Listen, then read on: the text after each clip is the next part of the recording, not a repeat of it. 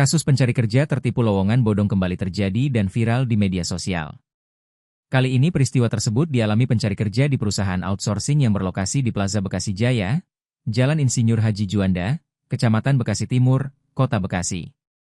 Pemilik akun merasa tertipu karena sudah membayar uang Rp600.000 untuk pekerjaan yang dijanjikan. Menanggapi hal itu, Dinas Tenaga Kerja, Disnaker, Kota Bekasi langsung mendatangi ruko untuk merespons informasi dugaan penipuan lowongan kerja tersebut.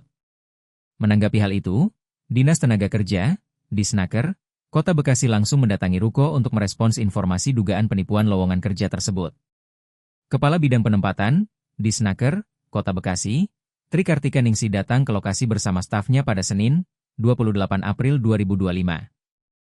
Di lokasi, Disnaker Kota Bekasi tidak bisa menemui pihak perusahaan outsourcing karena ruko dalam kondisi digembok tanpa ada aktivitas apapun.